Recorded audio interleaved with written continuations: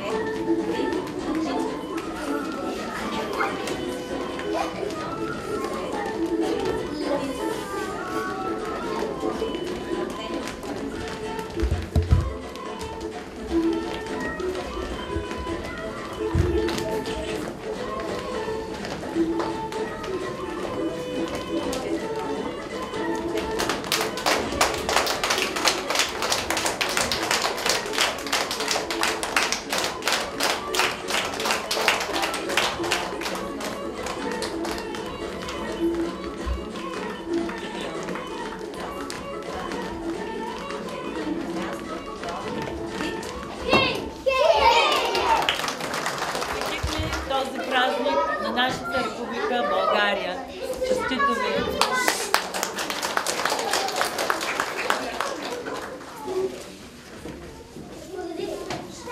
Мили деца, четвъртокласниците от 11-то училище, Изчакайте меничко, деца. видите, това са най-български празника, 1 март, като ви подаряват една машиничка. И заповядай. И най-българския празник 3 март. Те чакат най-голямо нетърпение през месец септември да дойдете при нас. Подаряват ви една карта на България. Заповядайте. Това е за вас. Мили родители, трябва да бъдем наистина горди, че сме българи. След тези приятни моменти трябва да сме сигурни, че България ще припъти. Весели празници ви желаем.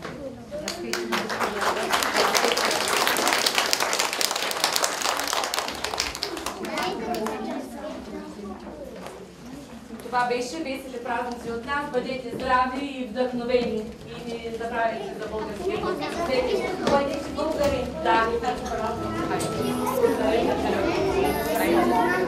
Айде, Линка. Чакай, че